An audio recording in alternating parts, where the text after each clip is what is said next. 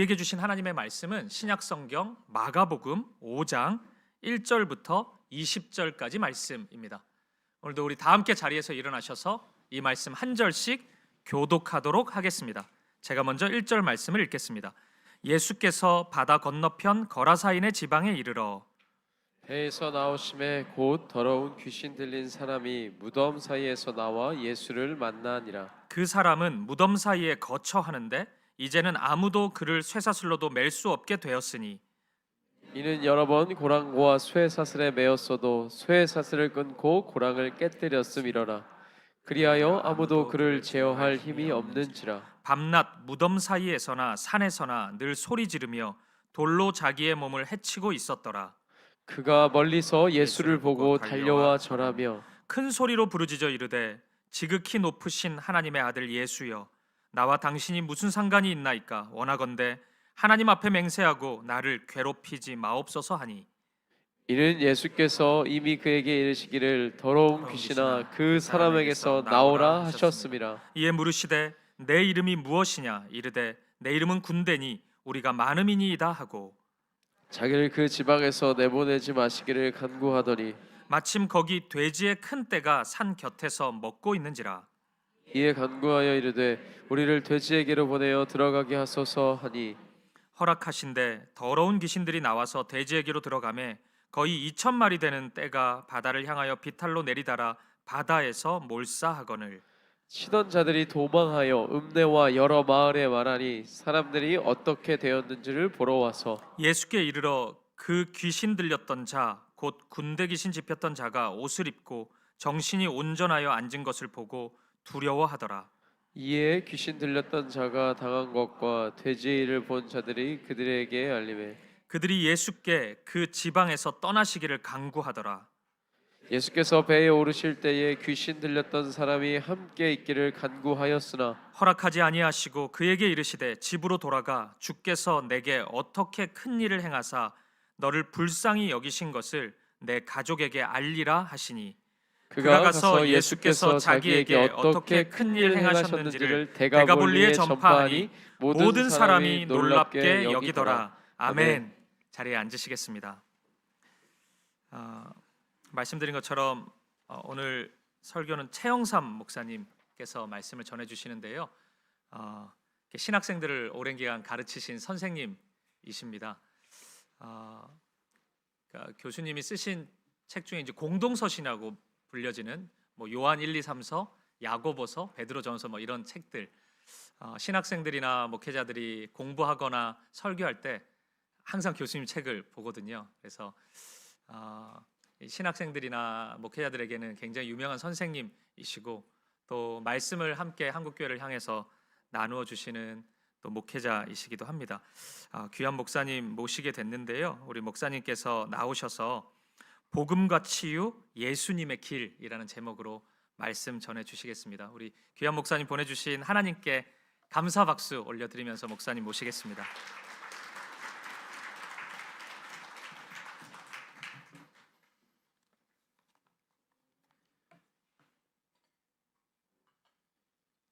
여러분 반갑습니다. 예, 반갑습니다.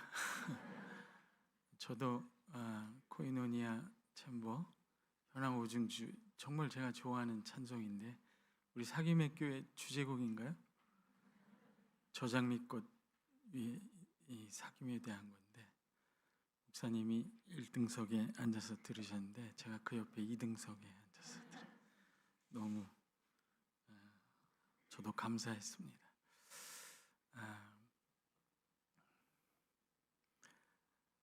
저와 여러분이 믿고 영접하고 여러분 안에 살아계신 그분 우리 주 예수 그리스도의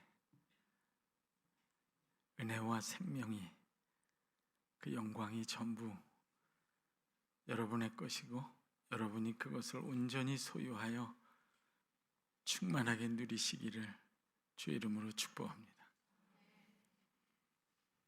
우리 아버지 하나님의 사랑 언제까지나 끊이지 않는 멈추지 않는 끝까지 내가 생각하는 그 다음 순간까지도 여러분을 사랑하시는 우리 하나님의 사랑이 언제까지나 여러분과 함께 하시기를 주의 이름으로 축복합니다.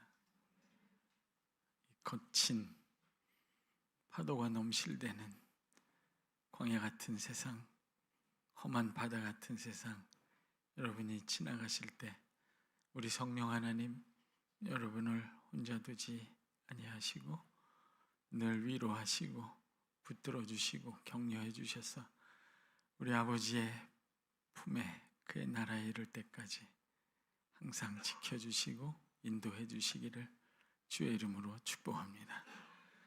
축도를 다했으므로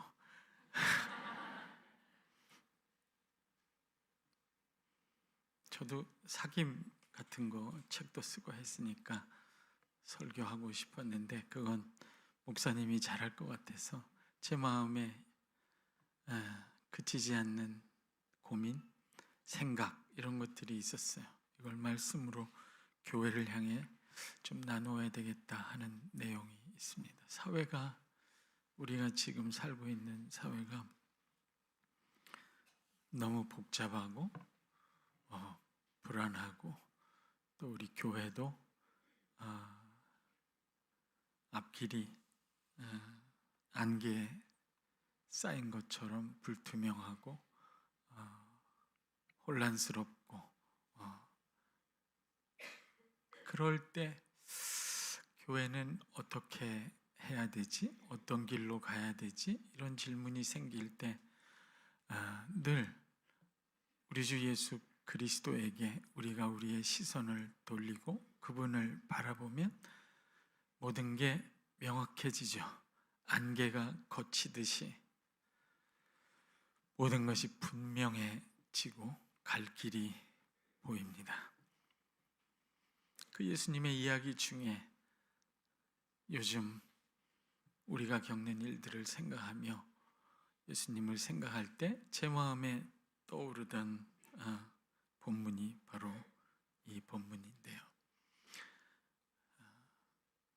우리 사회의 특징 중에 최근에 사회 심리학자들이 이야기할 때 집단 극화가 굉장히 심한 사회다. 극화라는 게 극단적으로 된다 그런 뜻이죠. 영어는 안 쓰겠어요. 폴라라이제이션 했네요.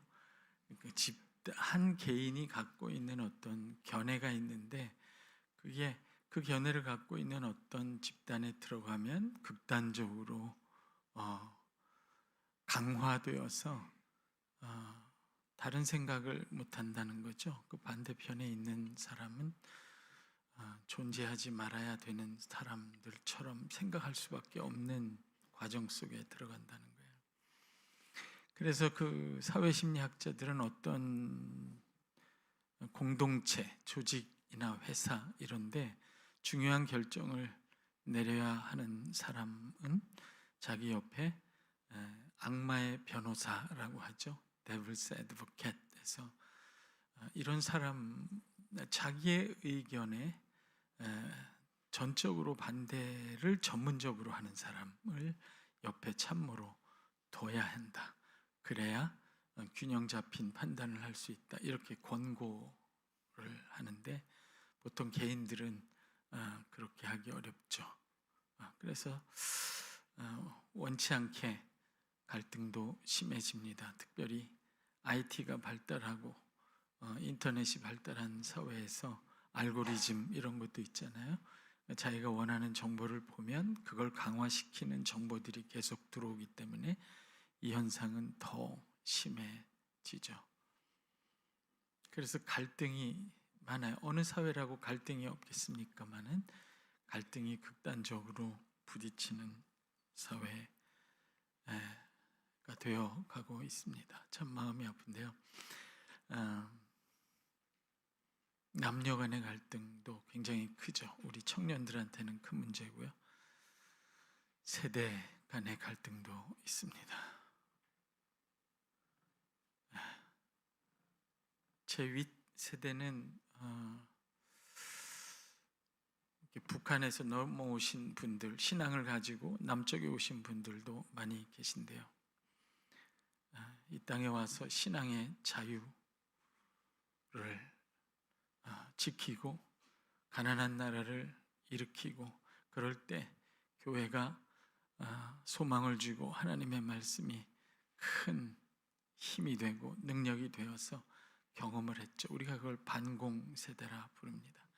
하나님의 말씀을 신앙의 자유와 국가의 부흥과 열심히 일하는 것, 그런 것으로 경험을 한 세대고요. 그 다음에 성공 세대도 있죠.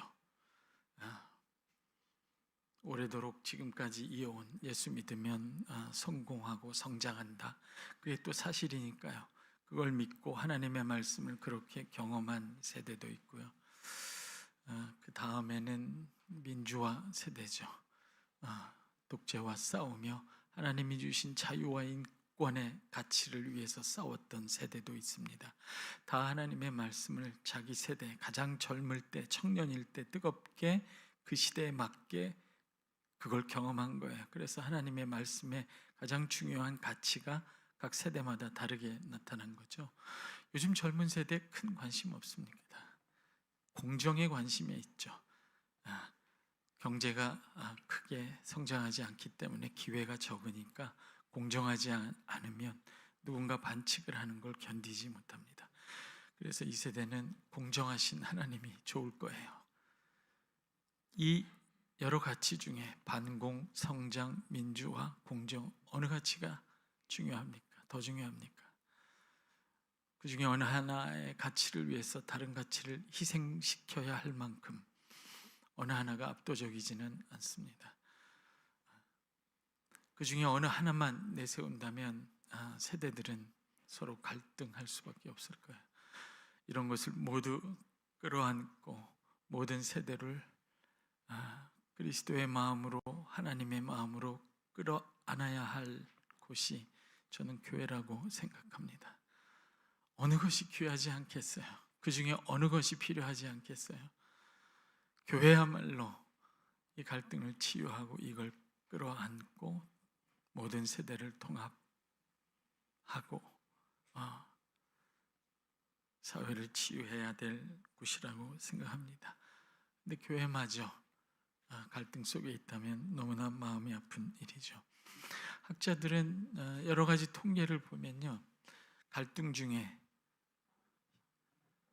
남녀 갈등, 세대 갈등, 지역 갈등, 그 중에 가장 심한 갈등은 역시 이념 갈등이에요. 정치에 관한 거, 이념 갈등입니다. 연애하다가, 그죠? 여기까지만. 정치 얘기 꺼내면 갈라설 수 있죠. 아주 믿음 좋은 아버지와 아주 믿음 좋은 아들이 둘이 대화를 하다가 그런 문제를 꺼내면 그날 저녁 같이 못 먹습니다. 서로 갈라서게 돼 있어요. 그만큼 갈등이 되게 심해요.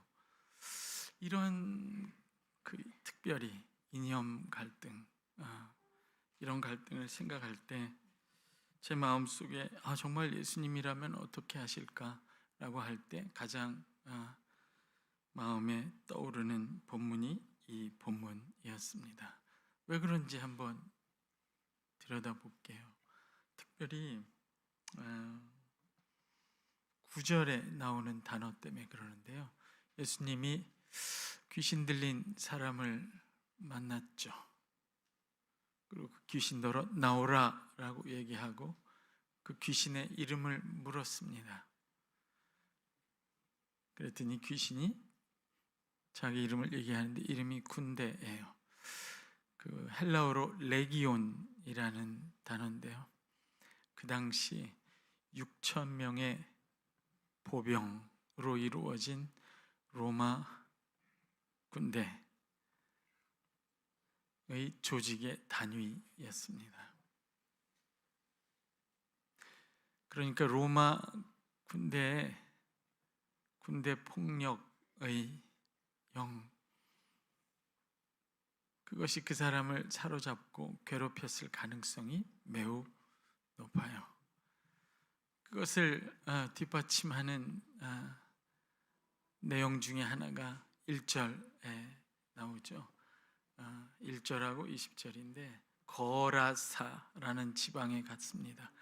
거다라라고 하는 지방. 그리고 예수님이 그 군대 귀신 들린 자를 치유하시고 나중에 그를 마을로 돌려보내서 그가 예수님께 받은 치유, 그 생명, 그 평화, 우리가 오늘 찬송했는데 그것을 그 마을 지역에 전했는데 결국은 그 소식이, 그 생명과 평화의 소식이 데가볼리 지역, 20절에 나오죠. 데가볼리 전 지역에 퍼졌다, 이렇게 되어 있습니다. 데가볼리는 데카폴리스예요. 10개의 도시가 모여 있는 곳입니다. 이른 아침에 강의 듣느라고 수고 많으세요. 데카폴리스, 10개의 도시들이 모여 있던 곳인데 그 당시에 로마 군대가 주둔하던 곳이었습니다. 그러니까 매우 가능성이 높아요. 이 군대 귀신 들린 자가 어떻게 고통을 받고 있었는가를 이 본문에서 살펴보면 더 분명해지는 것 같아요. 첫째로는 이 군대 귀신 들린 사람이 마을에서 격리되어 무덤가에서 지냈잖아요. 격리되어 있었어요. 사람들이 쇠고랑을 차서 나와서 돌아다니지 못할 만큼 우리와 섞일 수 없는 사람이다 해서 무덤가에 격리시켰습니다.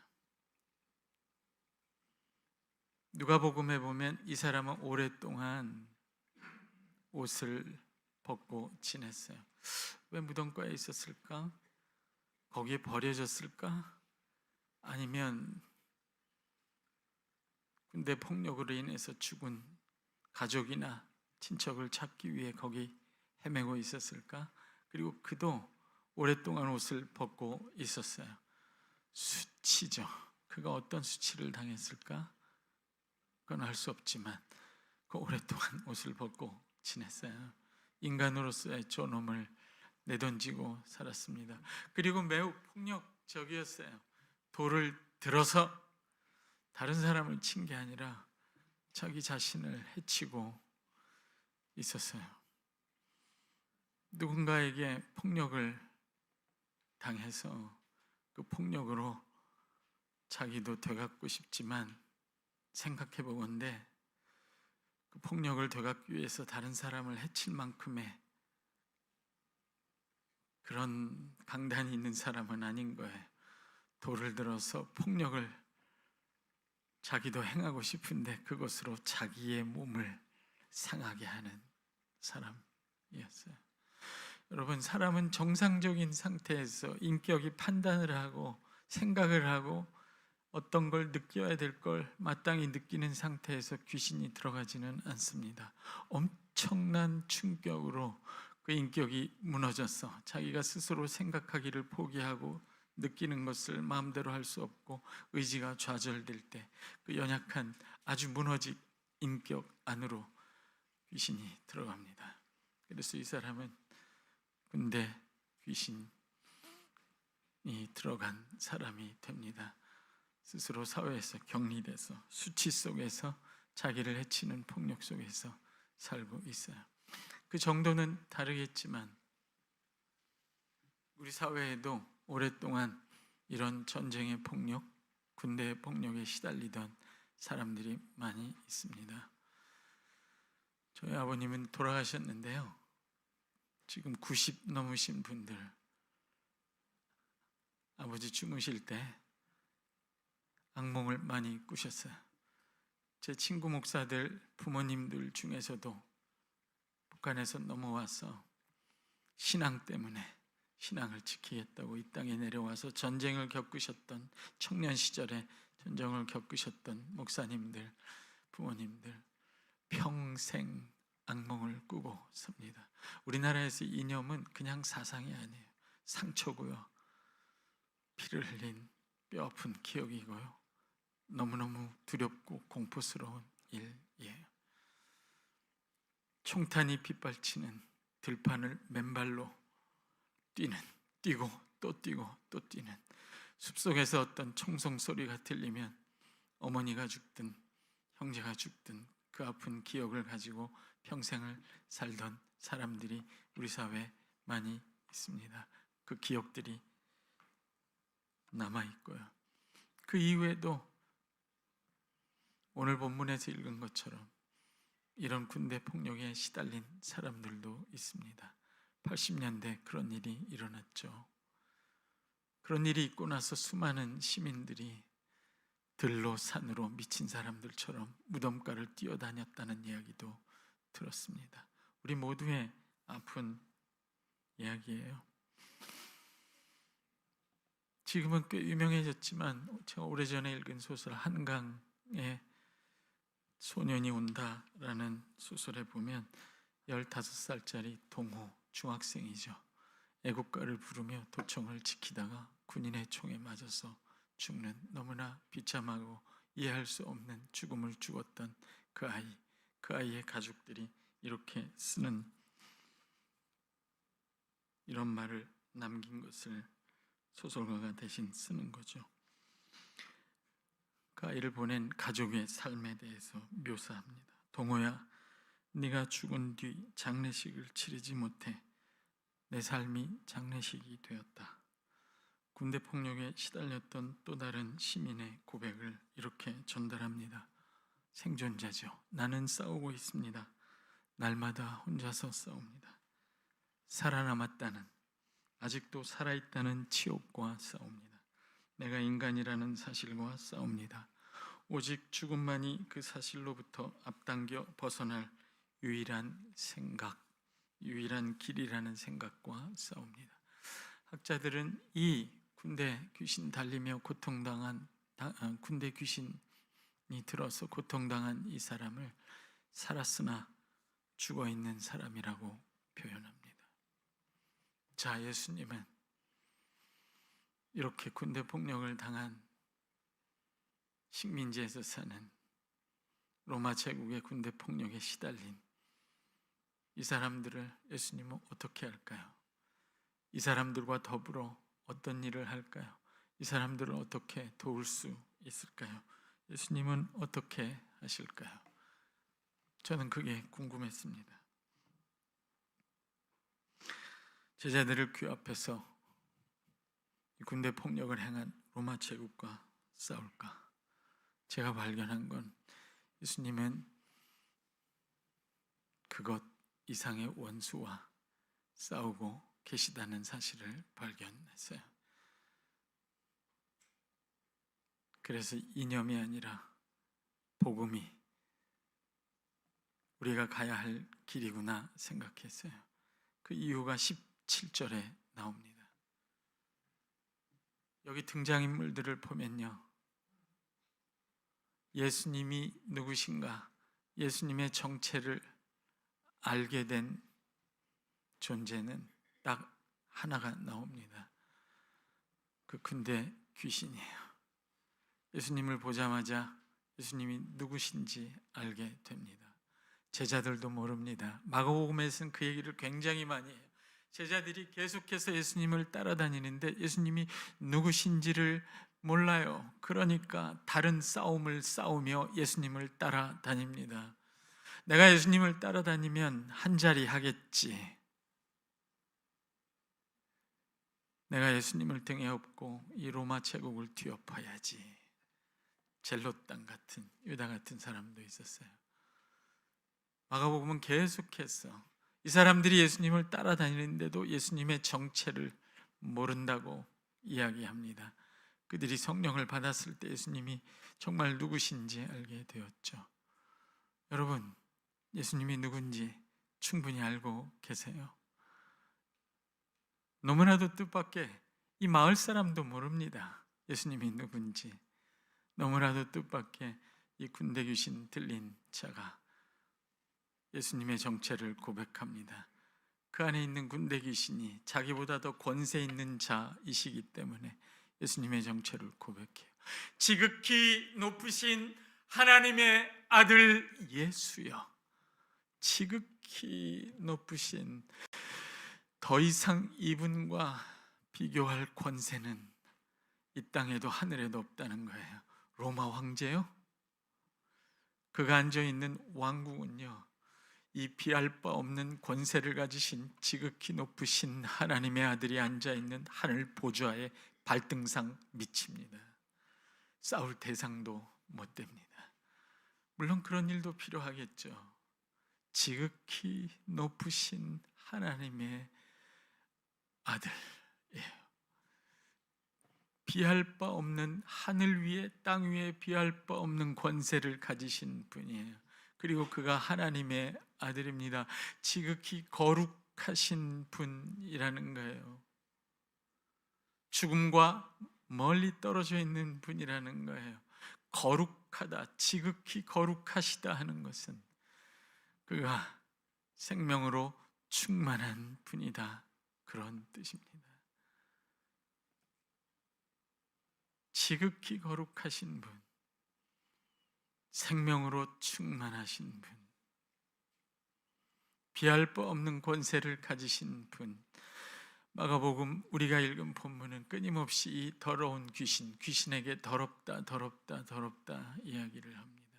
이게 무슨 뜻이냐면요,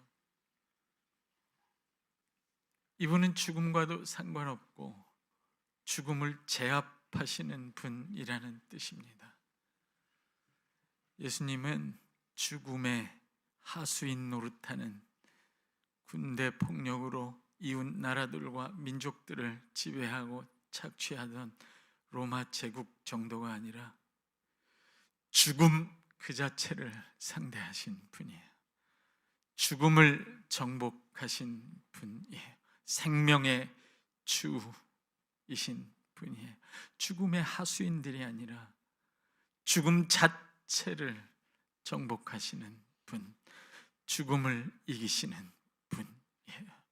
이분의 싸움은 죽음의 하수인들과 싸우는 싸움이 아니라 죽음과 싸우는 분이십니다. 죽음의 하수인들과 싸우는 사람들도 매여서 일평생 종노릇하는 사망을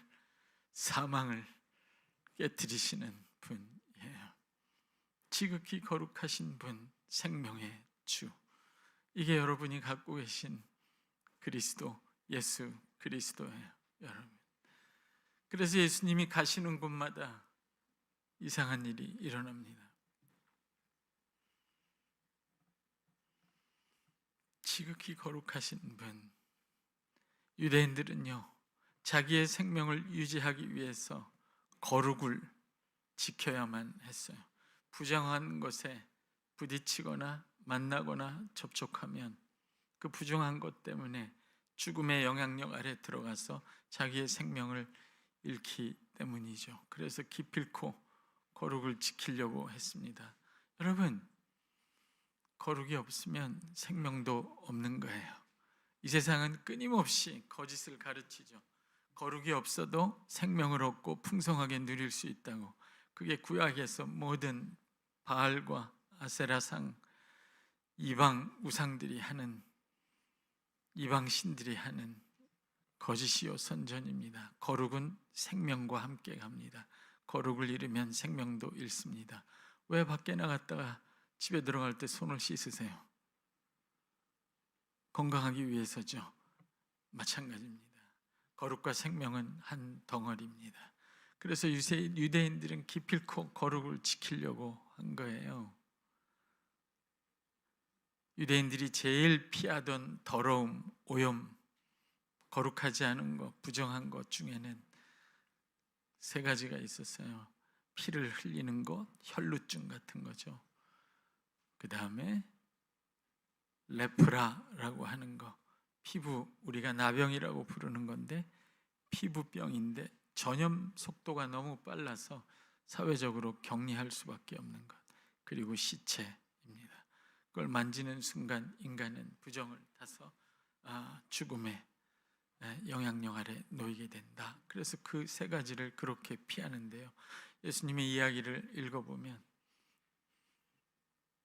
예수님은 이 부정한 사람들을 피하는 게 아니라 그들을 만지십니다. 그들에게 다가가십니다. 그들이 자기를 만지는 걸 허용합니다. 그 부정한 사람들이 예수님을 만질 때 예수님이 더러워져서 생명을 잃는 게 아니라 예수님과 접촉하는 순간, 예수님을 붙드는 순간 예수님 안에 있는 거룩과 생명이 그를 깨끗하게 하고 그를 죽음에서 해방합니다.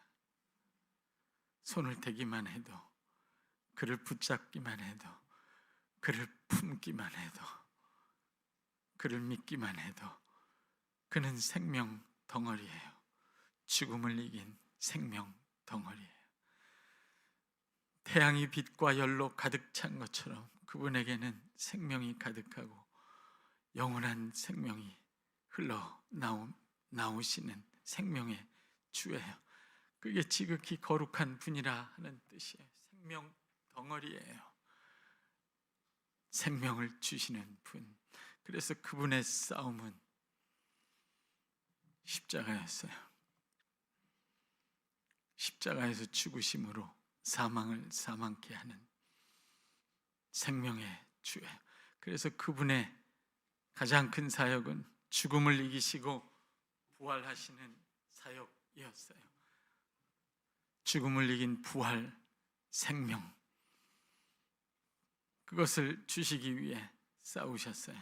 그것이 그분의 진짜 싸움이고, 그것이 교회가 붙들어야 할 복음이고, 붙들 만한 위대하고 영광스러운 복음입니다. 근대인들은요, 죄책감이 많아서 예수님이 십자가에서 죽으셔서 우리 죄를 사하여 주신 것, 그것이 굉장히 기쁜 소식이고, 우리를 죄책감에서 해방하신 그분의 십자가를 붙들고 사랑하지만, 초기 교회, 중세 교부들, 그때는 죽음이 흔해서 그랬는지도 모르죠. 죽음을 이기신 예수 그리스도의 부활의 복음이 굉장히 크고 놀라운 복음이었습니다. 어떤 교부는 이렇게 이야기했어요.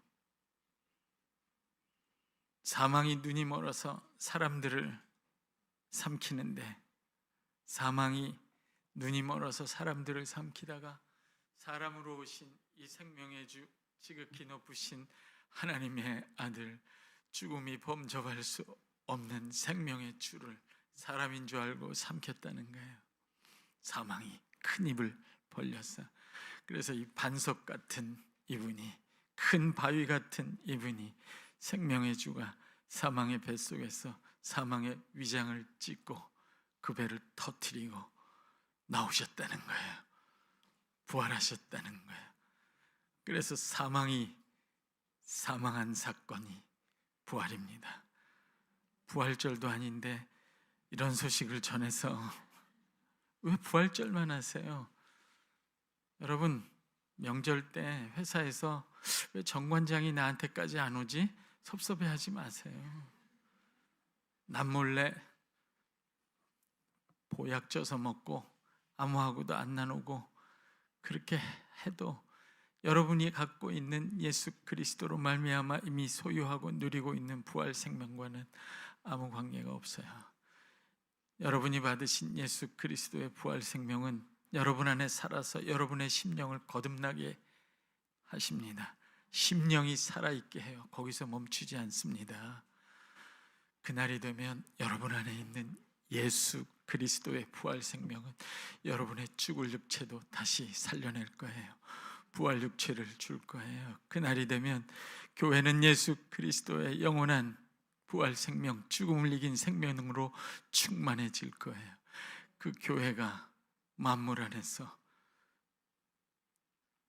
만물을 그 아들의 생명으로 충만케 하는 날이 옵니다. 그치지 않습니다. 어떻게 빛이 어둠에 지겠습니까? 어떻게 죽음을 이긴 부활 생명이 죽음에 지겠습니까? 이런 게 복음입니다. 여러분, 본문을 한번 보세요. 5장에 우리가 지금 군대 귀신 들린 자 이야기를 하고 있죠. 예수님이 군대 귀신 자를 치유하시고 군대 귀신을 쫓아냈어요. 그랬더니 이 군대 귀신들이 우리를 이 지방에서 떠나지 말게 하옵소서. 이 지방에서 거기 로마 군대가 주둔했던 지역이에요. 우리를 차라리 돼지떼에게 들어가게 하소서. 그래서 돼지떼에게로 들어가기로 허락합니다. 그래서 돼지떼 군대 귀신이 들어가죠. 2,000마리가 비탈길을 내리달려서 어디로 들어갑니까? 바다로 들어갑니다. 그 앞에 5장에 어떤 얘기가 있냐면 예수님이 갈릴리 바다를 지나가시는데요, 풍랑이 일어났는데 예수님이 바다를 밟고 오십니다. 구약에서는 창조주가 아니면 이렇게 할 수 있는 분이 없다고 말해요.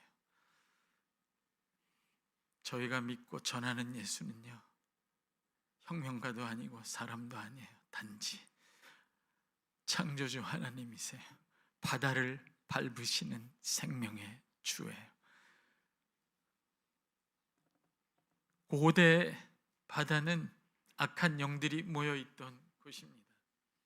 귀신들이, 더러운 귀신들이 모여있던 처소로 알려졌어요. 그걸 4장에서 우리가 읽는 대로 예수님이 바다를 밟으세요. 그리고 5장에 가면 그 귀신들이 바다 밑으로 들어갑니다. 여러분이 이 예수를 믿고 소유하시면 그분이 여러분의 바다를 밟으실 거예요. 여러분을 모든 죽음의 세력에서 노연하게 하실 거예요. 여러분을 거룩하게 만들어 가실 거예요. 그 생명이 더욱더 여러분을 진리로 자유케 할 겁니다. 하늘의 모든 충만한 생명으로 채우고 또 채울 겁니다. 그 아들을 붙드십시오. 그 아들의 생명으로 충만해지기를 소원하십시오. 그 생명이 여러분을 더욱 살려내기를 주의 이름으로 축복합니다.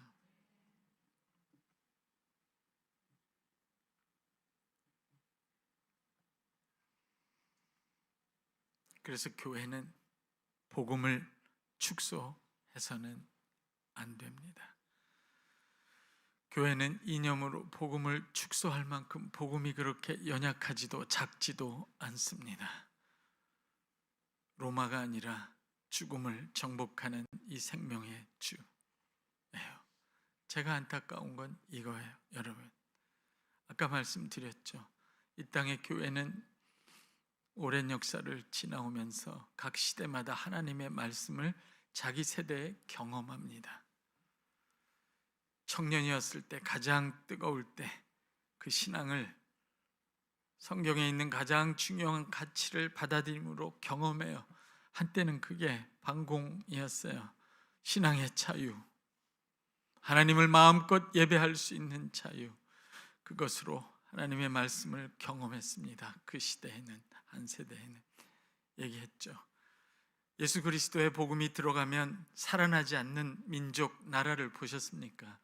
예수 그리스도의 복음이 들어가면 다 부흥합니다. 성공하고 사람들이 머리가 깨이고 여성들이, 아이들이 존중받고 나라가 부흥합니다. 성장합니다. 그것도 한때 말씀을 경험한 거예요. 제 시대요. 제 시대는 더 험악했죠. 학교 가니까 탱크가 와 있더라고요. 인권이, 한 사람의 인권이 얼마나 소중한 것인가, 하나님의 형상으로서 민주주의가 얼마나 소중한 것인가.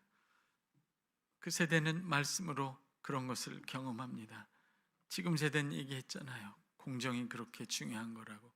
어느 가치가 중요하지 않습니까? 제가 말하는 건 이거예요. 말씀은 우리 모두에게 그 시대에 경험되어야 합니다. 그래야 우리가 그 말씀의 생명을 소유하고 누립니다. 그러나 말씀을 경험해야 하지만 말씀을 경험한 그 경험이 그 말씀 전체를 넘어설 수는 없는 거예요.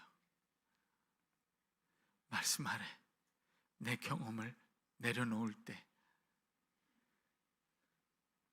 우리는 말씀 안에서, 하나님의 생명의 말씀 안에서 하나가 될 길을 찾을 수 있다고 생각해요. 교회가 그렇게 하기를 주의 이름으로 축복합니다. 그리고 이 본문을 보면 또 놀라운 부분이 하나 있습니다. 이 마을 사람들의 반응인데요, 그 마을에서 이렇게 고통당하는 그 한 사람, 자기들도 당했을 거잖아요. 군대 폭력에 의해 희생당한 그 한 사람이 치유를 받았습니다. 기쁘지 않을까요? 너무나 기쁘겠죠. 근데 이 마을 사람의 반응은 전혀 뜻밖입니다. 너무 뜻밖이에요. 17절에 보면 마을 사람들이 그 소식을 듣고 와서 예수님을 보고 이 마을을 떠나시기를 간청합니다. 그 뒤에 그 전에 사건이 하나 있었죠. 2,000마리의 돼지떼가 바닷속으로 빠져들어간 거예요. 많은 학자들은 그 이유가 이 마을 사람들이 군대 폭력에 시달린 이 마을 동료 이웃이 치유받은 걸 기뻐하지 않은 이유가 경제적 이유였다 이렇게 이야기합니다. 그러니까 이웃을 짓밟았던 군대 폭력 전쟁을 이용해 돈을 벌었던 사람들이죠. 그런 사람들은 어디나 있습니다. 더 놀라운 건요, 이들이 하는 표현이에요. 그리고 그것을 복음서 기자가 고발하는 내용입니다. 그들이 예수님께 떠나시기를 간청합니다. 파라클레오, 간청해요. 그 정확한 단어가 군대 귀신이 예수님께 간청했다 할 때 그 단어입니다. 군대 귀신이 썼던 그 용어를 마을 사람들이 씁니다. 그러면 이런 질문이죠. 정말 군대 귀신 들린 사람들은 누구인가? 제가 그 생각이 거기에 미쳤을 때 예수님이 이들에게 무언가를 해주셨으면 좋겠다, 이들을 가르치든가 이들을 어떻게 했으면 좋겠다, 그런 생각이 들었어요. 그래서 본문을 다시 읽어보니까 너무나 예수님은 뜻밖의 일을 합니다. 예수님은 그 사람들과도 다투지 않습니다. 그 사람들에게 군대 귀신에서 놓여나서 진짜 생명이 무엇인가, 진짜 평화가 무엇인가를 깨닫고 누리게 된 이 군대 귀신에서 치유받은 그 사람을 그들에게 보냅니다. 그리고 그들에게 생명이 무엇인지 평화가 무엇인지 알게 합니다. 로마는요, 국가 이념을 팍스 로마나라고 걸었습니다. 평화를 가져오는 로마, 그리고 군대 폭력으로 이 많은 희생자들을 만들었어요. 그 한가운데 예수님은 죽음을 이기시고 그 사람을 더러움과 죽음에서 꺼내서 생명을 주시고 진짜 평화를 주시고 그를 증인으로 그들 가운데 보내셨어요. 그리고 예수님은 한갓 죽음의 수종자들이 된 로마 제국 따위하고 싸우지 않았어요. 죽음과 싸웠습니다. 그 본문을 보세요. 그 다음에 예수님은 갈릴리 바다를 건너셔서 회당장의 딸, 죽음의 그늘 안에서 아무도 쳐다보지 않는 혈루증 걸린 여인, 그 사회에서 도태된, 낙오된, 격리된, 버려진 죽음 아래 있는 지극히 작은 한 사람에게 찾아갑니다. 저는 이게 교회가 가야 할 길이라고 생각합니다. 머리에 띠를 띠고 광장에 나가야 될 일도 있겠죠. 그러나 교회로서는 이 길을 갔으면 좋겠습니다. 주님을 따라 내 주변에 있는 죽음의 그늘 안에 놓여 있는 지극히 작은 한 사람, 죽어가는 한 사람의 손을 잡아주는 것, 여러분이 그 사람들의 손을 잡아줄 때 거기 계신 우리 주 예수 그리스도를 보게 될 거예요. 그분은 거기서 일하고 계실 거예요. 어느 학자가 분석한 이야기를 맞다고 생각하며 읽은 적이 있습니다. 우리가 다 예수 믿고 잘 살기를 원해서 높이 올라갈 때 이 무한 경쟁 사회 속에서 하나님 내게 복을 주시고 내 자녀에게 복을 주옵소서. 그래서 높이 올라갈 때 그 무한 경쟁에서 그 무한 경쟁을 따라잡지 못한, 그래서 이 사회에서 소외되고 격리돼 버린 두 집단이 있다고 해요. 일부 청년들, 그리고 아주 나이 많이 드신 노인분들. 그 집단이 어떻게 됐는지 아세요? 이단이 데려갔습니다. 그리고 거짓 교사들이 데려가서 두려움과 공포에 몰아넣고 거짓 가르침으로 그 영혼과 삶을 갉아먹고 있습니다. 그분들이 이 사회를 아프게 하고 다시 우리를 아프게 해요. 여러분, 돌이켜 그분과 함께 그 아들의 생명을 가진 교회 여러분, 그리스도인 여러분, 그 생명을 마음에 품고 생명의 줄을 마음에 품고 저와 여러분 곁에 있는 죽음의 그늘 아래 있는 죽어가는 사람, 그 사람들의 손을 잡아주는 교회가 되시기를 주의 이름으로 축복합니다. 제가 여기 올 때 생각했어요. 이 좋은 건물에, 이 회사에 출근하는 사람들보다 먼저 출근하는 사람들, 건물의 구석구석에서 내가 퇴근할 때까지 마주칠 일 없는 사람들, 새벽 버스를 타고 야간 버스를 타고 집에 가는 사람들, 회사에서 정규직이 걸고 있는 목줄을, 그 목줄과 다른 색깔의 목줄을 걸고 있는 청년들,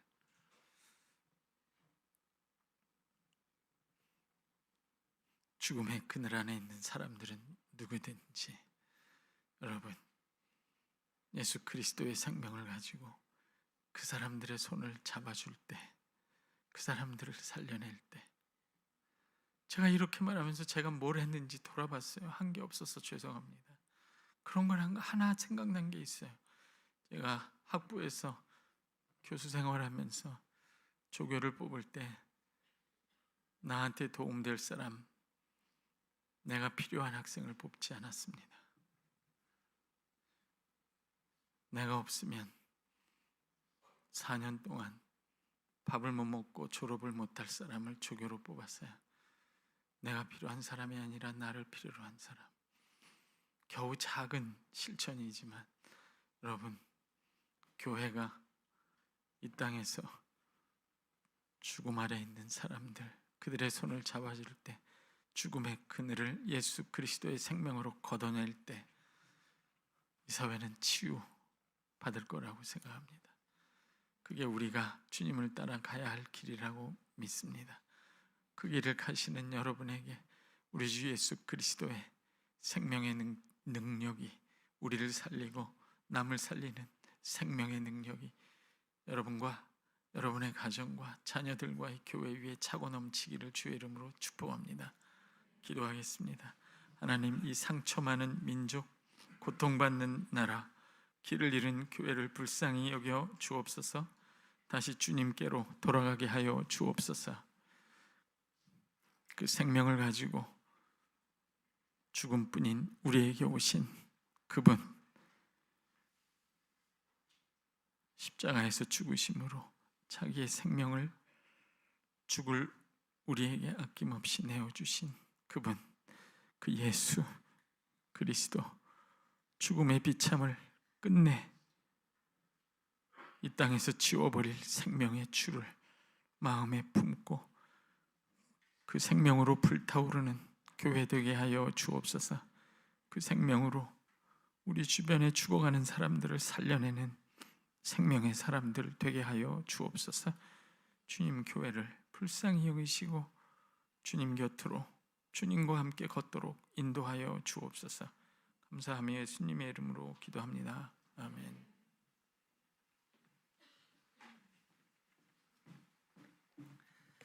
귀한 말씀 감사합니다. 우리 함께 찬양 드렸으면 좋겠는데요. 찬송가 412장, 내 영혼의 그 깊은 데서 맑은 가락이 울려나네. 우리에게 진짜 필요한 것은 죽음을 이기시는 예수님의 생명, 그 능력인 줄 믿습니다. 우리가 그 능력으로 충만하다면, 그 생명으로 충만하다면 그 다음은 우리가 죽음 가운데 있는 이들을 향해 나아가는 일입니다. 정말 그렇네요. 예수님은 인간적으로 더 크고 더 놀라운 일을 하실 수 있으셨을 텐데 언제나 죽음 가운데 있는 한 영혼, 작고 연약한 그 영혼을 향해 나아가셨습니다. 우리가 교회의 이름으로, 예수의 이름으로 할 수 있는 일이 참 많이 있겠지만 저는 우리 사김의 교회가 예수님이 가셨던 그 자리로 함께 나아가는 교회였으면 좋겠습니다. 시대가 변하고 나라가 아무리 어수선해도 우리가 그건 놓치지 않았으면 좋겠습니다. 우리 하늘의 평화, 하늘의 위로, 하늘의 소망을 우리가 바라보면서 그 생명을 우리가 함께 노래할 수 있었으면 좋겠습니다. 우리 함께 고백하겠습니다. 내 영혼의 그 깊은 데서, 내 영혼의 그 깊은 데서 맑은 바람이 울려나네.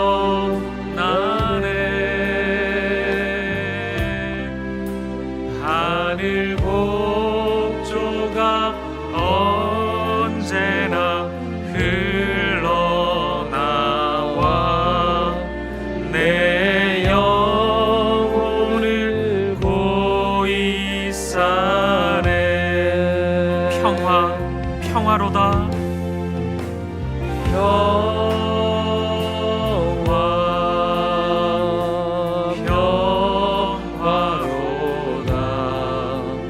하늘 위에서 내려오네.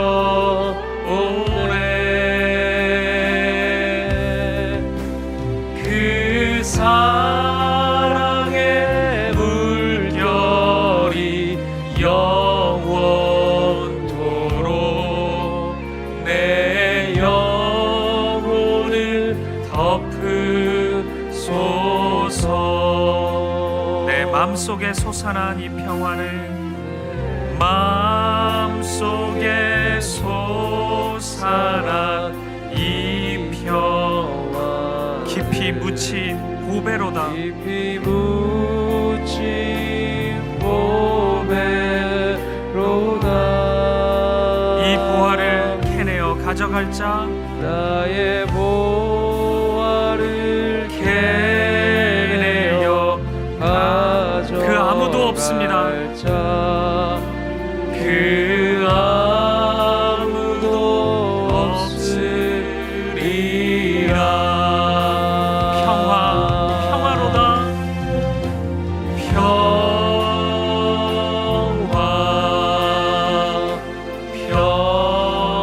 평화로다. 하늘 위에서 내려오네.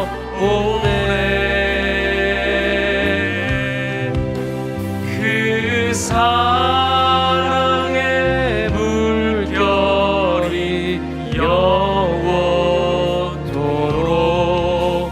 내 영혼을 덮으소서. 내 영혼에 평화가 넘쳐남은, 내 영혼에 평화가 넘쳐 주님의 큰 복을 받았기 때문입니다. 주의 큰 복을 받음이라.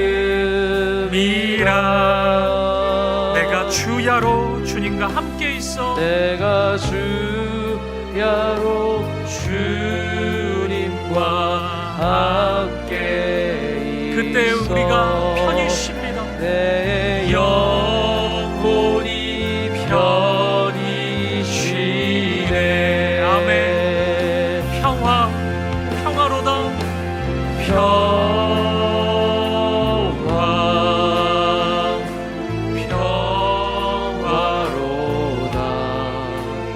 하늘 위에서 내려오네.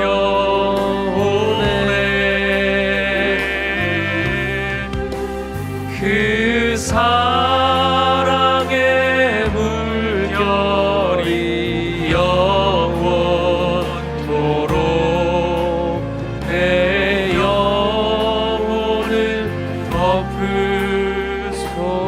마지막 4절 함께 고백하겠습니다. 이 땅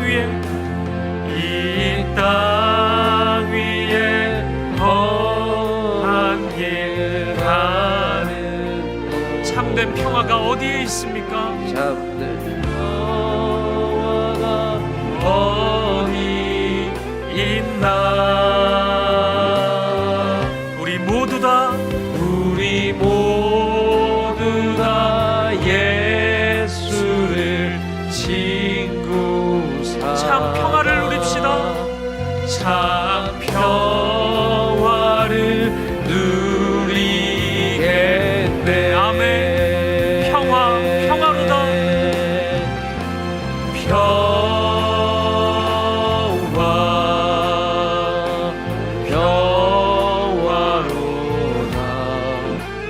하늘 위에서 내려오네.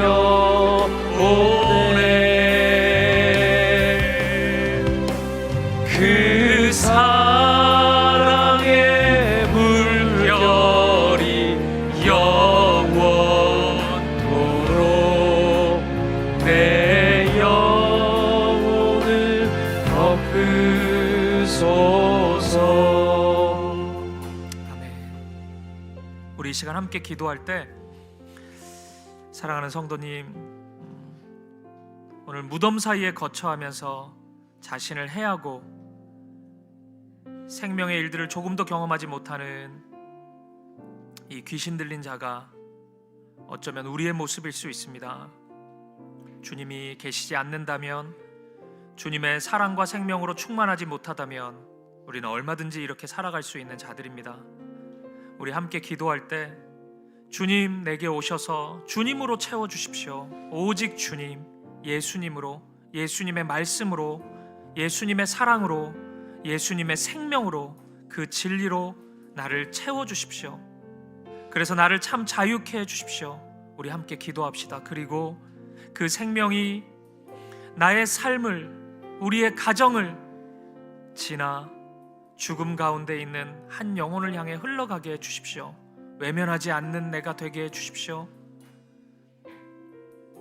나만 바라보고 주님이 계시지 않는 곳을 향해 달려가는 어리석음이 없게 해주십시오. 특별히 우리 사김의 교회의 모든 걸음이 주님이 계신 그곳, 죽음 가운데 쓰러져 있는 한 영혼을 향한 그곳, 우리가 함께 걸어갈 수 있도록 우리 사김의 교회의 모든 사역이 그 주님의 마음으로, 주님의 사랑으로, 생명으로 충만히 채워질 수 있도록 우리 두 가지 기도 제목을 놓고 이 시간 한 마음과 한 뜻으로 간절한 마음으로 함께 기도하며 나아가겠습니다. 함께 기도하시겠습니다.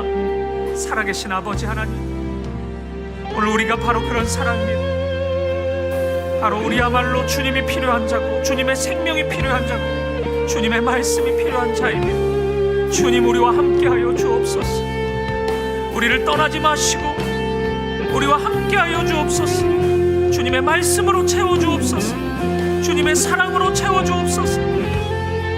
주님의 생명으로 채워주옵소서. 우리 가정을 채워주옵소서. 우리 자녀들을 채워주옵소서. 모든 세대 가운데 영혼마다 채워주옵소서. 우리 교회를 채워주옵소서. 생명 가운데 일어나는 우리가 되게 하여 주옵소서. 그래서 주님이 가시는 그곳을 향해 달려가는 우리가 되게 하여 주옵소서. 죽어있는 그 영혼을 향해 달려가는 우리가 되게 하여 주옵소서. 할렐루야. 우리 다 함께 자리에서 일어나셔서 우리 한 마음으로 고백하겠습니다. 평화로다. 평화로다.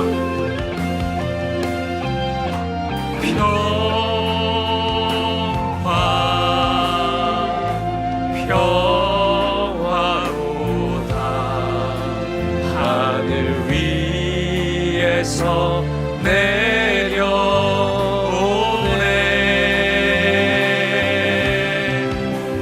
그 사랑의 물결이 영원토록 내 영혼을 덮으소서. 존귀하신 주님, 오늘 이 말씀을 보니까 나야말로 우리야말로 정말 주님이 필요한 자들입니다. 주님이 함께 하시지 않을 때 나타나는 그 야만성이 바로 우리들의 삶 속에 언제나 나타나는 모습입니다. 우리를 긍휼히 여겨 주시옵소서. 주님, 우리를 떠나지 마시고 우리와 함께 하여 주옵소서. 말씀으로 채워주시고 당신의 사랑으로, 당신의 생명으로 충만케 하여 주옵소서. 오늘 우리의 삶이 그렇게 되게 하시고 우리의 가정이, 우리의 자녀들이, 우리 사김의 교회가 그렇게 되게 하여 주옵소서. 오늘 이 혼란스러운 현실 속에서 끝까지 죽음 가운데 있는 한 영혼을 찾아가신 예수님, 주님이 계신 그곳에 우리도 가겠습니다. 그 영혼을 외면하지 않고 생명의 이름 예수 그리스도를 붙잡고 주님이 계신 그곳으로 나아가는 우리가 되게 하여 주옵소서. 시간이 흐를수록 그 생명을 끝까지 붙잡고 주님을 전하는 우리 사김의 교회가 되게 하여 주옵소서. 엉뚱한 일, 어리석은 것에 마음 두지 않게 하시고 세상의 것에 과하게 마음을 쏟지 않게 하시고 오직 주님만을 바라보고 주님이 걸어가신 그 길을 묵묵히 주님과 함께 걸어가는 우리 모두가 되게 하여 주옵소서. 그렇게 우리를 인도하시고 우리 사김의 교회를 이끄실 주님 찬양합니다. 감사합니다. 감사와 찬양을 드리며 살아계신 예수 그리스도 이름으로 기도합니다. 아멘. 우리 최영삼 목사님, 우리를 위해서 축복 기도해 주시겠습니다.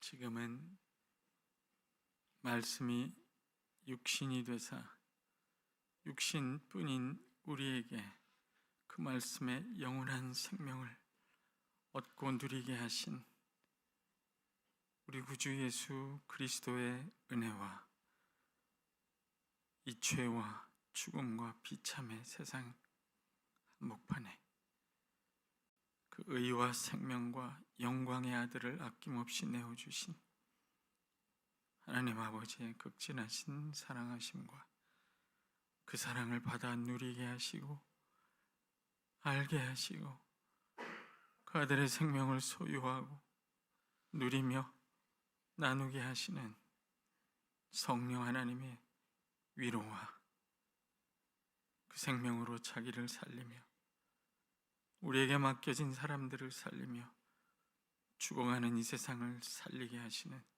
성령 하나님의 인도하심이 사랑하는 귀한 사김의 교회 성도들 심령 위에 그 가정 위에 자녀들 위에 이 교회 위에 이 나라와 민족 위에 이제와 영원토록 함께 있을지어다.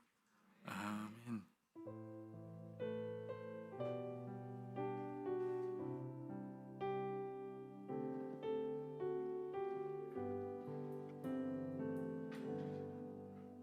찬양 드림으로 삶의 자리로 나아가겠습니다.